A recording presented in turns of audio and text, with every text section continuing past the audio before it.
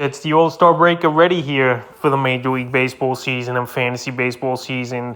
And the first half of the season went pretty quick, but here's a few pitchers I look to add here heading into the All-Star break before Week 15 kicks off. The first guy, Johnny Cueto of the Chicago White Sox. I mentioned last week Cueto as one of the biggest ads on the free agent waiver wire in your fantasy leagues. And he's still out there surprisingly in 56% of leagues on the season here in his first year with Chicago. 74 innings, 4-4 record for Cueto. 67 hits, 23 earned runs, 20 walks, 58 strikeouts, 9 quality starts already with a 2.80 ERA and a 1.18 whip. But over the last 2 weeks here, that ERA is a 1.35 with a 1.20 whip. So Cueto, he's been one of the best pitchers on this White Sox staff, arguably even better than Lucas Giolito this season, but obviously not better than Dylan Cease, who's been one of the best pitchers in all of fantasy baseball this year. So the last few games here for Cueto: July 4th versus Minnesota, 6 innings, no decision, 5 hits, 2 runs, 5 walks, 3 Ks, a quality start. July 9th versus the Tigers, 8 innings, got the win, 5 hits, no runs, 5 Ks, a quality start. And July 14th at the Twins again, 6 innings, got the win, 7 hits, a run, 2 walk, 5 Ks, a quality start. So Cueto's got 4 games in a row with a quality start. I know it's a weak division as well. That definitely helps out. Versus Minnesota, Detroit, Kansas City, and the Guardians a bunch of times this season. And he's really been a good pitcher for this White Sox team here. So it's surprising to me that he's still available in 56% of fantasy leagues, because this guy's been one of the better pitchers, especially over the last month to 2 weeks of the fantasy season, ranked within the top 100. So right now, if Johnny Cueto's out there, you definitely go out there and pick him up here while we're on the All-Star break. The next guy, Stripling of the Toronto Blue Jays. So Stripling, a player I mentioned a few weeks ago, and he's been pretty solid as well this season here, is Stripling for this Blue Jay team. And right now, this Blue Jay team, we know they can hit. I know they're in a tough division in the AL East with great teams. Obviously, the Yankees, best team in the league. Boston Red Sox, they can hit the baseball. Tampa Bay Rays, and even Baltimore, they've been hot, winning 10 out of 13. So on the season here for Stripling, 74 and a third, 5-3 record, even has a save under his belt, 66 hits, 25 earned runs, 14 walks, 61 strikeouts, 3 quality starts only, but a 3.03 ERA and a 1.08 whip. And over the last 2 weeks for him, a 2.70 ERA and a 1.08 whip. So right here, Stripling, he's not going that crazy deep with the game. 6-7 innings at most here, but he's getting the job done. He's got a great offense that backs him, and he should be owned in way more fantasy leagues than only in 37%. Still out there, surprisingly, in 63% of leagues. July 8th at Seattle, 5 innings, no decision, 7 hits, 2 runs, a walk, 6 Ks.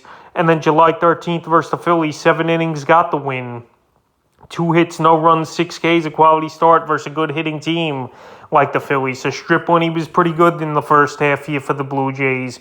And right now, he's out there in way too many fantasy leagues, and I would go out there and get him. He's got the offense backing him. I know that the division is tough, but he's held his own so far in the first half. His raw strip guy's Chris Flexen of the Seattle Mariners. So Chris Flexen last season was a nice comeback story for him with the Mariners. And this year, he got off to a slow start, but over the last month of the season, he's starting to get things going once again. 99 2/3 on the year, 6-8 record, 104 hits, 42 earned runs, 35 walks, 70 Ks, 8 quality starts for Chris Flexen. And this team, they've won 14 in a row now, is this Mariner team. Hottest team in baseball, and a team that's really turned things around over the last month of the season, obviously. So the last few games here for Flexen: July 4th at San Diego, 6 2/3, got the win, 4 hits, 3 walks, 8 Ks, a quality start. July 13th at Washington, 6 innings, got the win, 6 hits, a run, 2 walks, a K, a quality start. And then on 3 days rest, he pitched in yesterday's ball game at Texas, 3 2/3. He had to muscle through that one a little, 4 hits, a run, a walk, 3 Ks. So right here, Flexen, they know he's one of their main guys in that pitching staff to call on him in 3 days rest. And for him to go out there and give him a decent outing, I know it was only 3 2/3, but he still got the job done. And Flexen right here over the last 2 weeks as well, a 1.10 ERA and a 1.22 whip. So right here, he's pitching great baseball as Flexen over the last few weeks. And he's another guy that's very under-owned in fantasy leagues. Still out there in 64% of fantasy leagues. He's on a team that's playing great baseball. And he's in the division where there's not many great hitting teams. Texas is a hit or miss. in that West. The Oakland Athletics, we know, one of the worst teams in the league here. We know Houston's great, no doubt about it. But besides that, there's not much competition. And right now, he's pitching good baseball here, is flexing. And he's definitely a guy I would go out there and get. The next guy's David Peterson of the New York Mets. Peterson, he's a guy that don't go really deep into ball games, but he'll go out there, he'll compete, and he'll give you some stats here. Right now, still available in 48% of fantasy leagues on the season here for Peterson. 72 and a third, 5-2 record, 57 hits, 26 runs, 33 walks, 84 Ks, 3 quality starts only, 3.24 ERA, and a 1.24 whip over the last month, though. That ERA is a 2.78 with a 1.14 whip. So Peterson's going out there, and he's giving this Met team every fifth day a chance to win. The only thing with him is if Jacob deGrom comes back after the All-Star break or early August, he's going to be out of rotational spot, I would think, here's Peterson. But right now, he's pitching good baseball. Like I mentioned, he's a 5-inning pitcher, I know. But at least he's going out there getting strikeouts, and the ERA and whip has been down. July 6th at Cincinnati, 3 2/3. 4 hits, 3 runs, 5 walks, 7 Ks. July 12th at Atlanta, 5 1/3, got the loss. 2 hits, 2 runs, 3 walks, 9 Ks. And July 17th at the Cubs, 5 innings in that one. 3 hits, no runs, 3 walks, 8 Ks. So right here, this Met team, they're not scoring the baseball well of late. Over the last 2-3 weeks here, this team just can't hit the baseball and help their pitchers get wins. Because Peterson, he was in line to win a couple of these ball games, but he hasn't. And this Met team at the deadline, they do need to make a trade. Either if it's for a Wilson Contreras, a Josh Bell, or if you're really hoping for high hopes for a Juan Soto, which I doubt happens. But anyway, if they get some hitting on this team, they could be a true World Series contender. But right now, Peterson's been pitching good. We'll see if he stays in the rotation. If the Mets go to a 6-man once Jacob deGrom comes back. But right now, I would go at him, and he's available in 48% of fantasy leagues. The next guy we're staying in New York is Domingo Hernandez of the New York Yankees. So Herman, he's on rehab assignment, and he's looked pretty sharp so far. Coming off the shoulder injury here is Herman. Herman's still available in 88% of fantasy leagues. So last season, Herman, it wasn't a great year for him, no doubt about it. 98 innings, 4-5 record, 89 hits, 50 runs, 27 walks, 98 Ks, and 6 quality starts. So right here, hopefully this season, he'll come back for this Yankee team and give them a boost at the back end of the rotation. Even though this Yankee rotation had a lot of guys this season come out of nowhere. Hector Cortez has been great. Jameson Taillon, he's been pretty solid for most of the season for this Yankee team. And Jordan Montgomery as well to go with Garrett Cole. So right here, this Yankee pitching staff's been good. But Domingo Hernandez could add that next layer to them. But we'll see who gets bumped out of the rotation, or they might even go with a 6-man rotation or something over there. So right now, he's a guy to take a flyer on. I'm not expecting huge things out of Herman, but he's definitely a guy with great upside. And we've seen him have a couple good seasons in his career, even though over the last few years, it's been tough for him with injuries and off-the-field issues. The next guy, Ranger Suarez of the Philadelphia Phillies. I mentioned Suarez a few weeks ago as a drop. But this is what happens in fantasy baseball. A guy could get going and come back around and be a guy worthy of a roster spot. So on the season for Suarez, 84 innings, 7-5 record, 86 hits, 38 earned runs, 33 walks, 68 Ks, 5 quality starts, 4.07 ERA, and a 1.42 whip. So Suarez, he just got back off the injured list July 16th in Miami, and it was a decent outing. And this Philly team, even with Bryce Harper not in the lineup, they're trying to stay above water, and they got a shot in the wild card and a long shot in the division. 7 games out, I believe, in the NL East. So right here, Suarez, it's been an up-and-down season. Last season, he was great for this Philly team last year, coming in as a starting pitcher midway through the season. So now he came back versus Miami, pitched a good ball game, 5 innings, got the win, 4 hits, no runs, 4 Ks. And now we'll see what he does in the second half of the season, where I believe his first outing back off the All-Star break here will be versus a weak Chicago Cub team that are 22 games under 500. So Suarez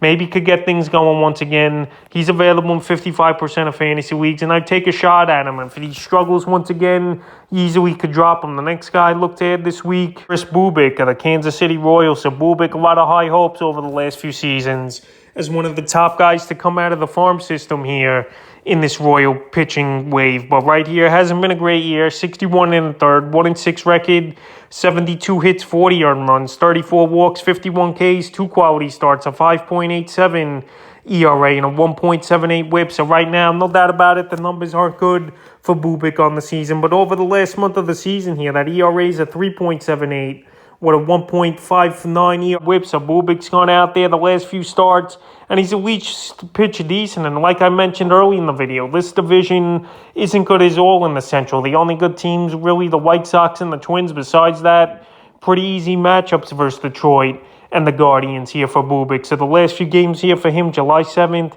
at Houston, 5 1/3, got the loss. 4 hits, 3 runs, 6 walks, 5 Ks.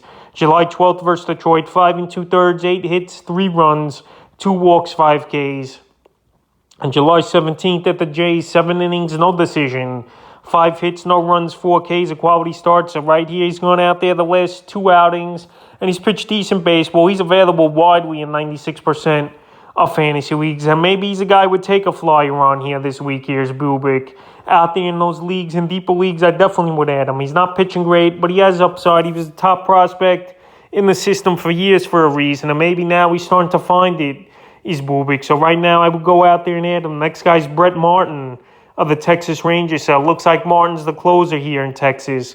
And on the season, 31 innings. 1-5 record, I know is horrible. 3 saves, 27 hits, 9 earned runs, 10 walks, 25 Ks. A blown save, but a 2.61 ERA and a 1.19 whip. And over the last 2 weeks here for Martin, no ERA and a 0.90 whip. So right now, Martin's gone out there. He's pitched pretty clean baseball for this Texas Ranger team. And he's a guy they're going to count on now in the 9th inning, with Barlow obviously out of the mix after he had a couple blown saves a few weeks ago. July 11th versus Oakland, pitched the 9th inning in that one, gave up a hit, a walk, 2 Ks, got the save. July 12th versus Oakland, an inning in that one, a hit, no save. And then July 16th, he went 2 innings, was Martin.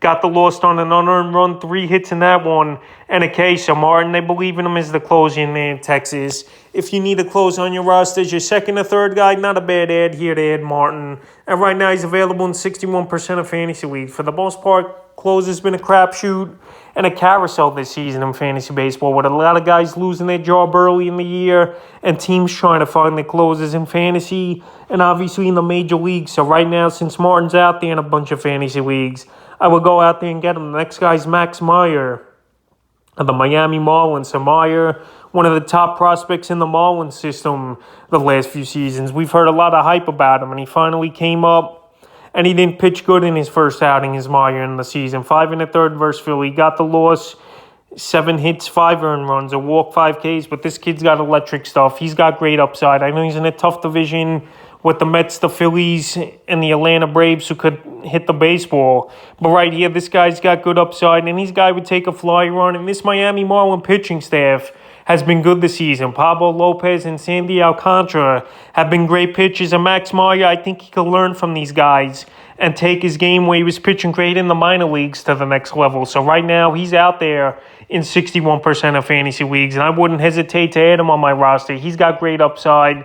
We've heard rave reviews around him over the last few seasons in the minor leagues, and this would be the time to go out there and get Meyer, because if he has 1 or 2 great outings in a row, he won't be available on waiver wires, and it'll be too late to go out there and get him. So this would be the time to get him right before the All-Star break after he's got 1 start under his belt, and pick him up. The next guy and the final guy I looked at this week here is Adrian Sampson of the Chicago Cubs. So Sampson, he's bounced around the league over the last few seasons. But right here, he's been a decent piece for this Cub team. And I could see him being traded at the deadline to a contender who needs a 5th starter on the year. 32 innings, 0-1 record, 31 hits, 12 earned runs, 8 walks, 23 strikeouts, a 3.34 ERA, and a 1.21 whip. So Sampson, I know he's on a bad Cub team that's one of the worst teams in the league. 20 games under 500 here is this Cub team, 22 to be exact. So July 6th in Milwaukee, 5 2/3, 4 hits, a run, 5 Ks in that one. July 12th versus Baltimore, 5 1/3, got the loss, 6 hits, 3 runs, 2 walks, 3 Ks in that ball game. And July 17th versus the Mets, a decent outing, 5 1/3, 6 hits, 2 runs only to the Mets, 3 walks and a K. So Sampson, he's had some tough matchups versus teams that have been playing well. Baltimore was red hot on a 10-game winning streak in the time he versed them. Milwaukee, they made a pretty solid team this season, first in the Central with the Cardinals. And then the Mets, who are first in the East, he pitched good. So right now he's pitching good baseball. Not going to get many wins, but he can help you in ERA. He can help you with some innings and the whip. And I would go out there and get him in deeper leagues. Right now he's available in 95% of fantasy leagues, and I would give him an ad this week. So that's a few pitches I look to add here for heading into the All-Star break this week for fantasy baseball.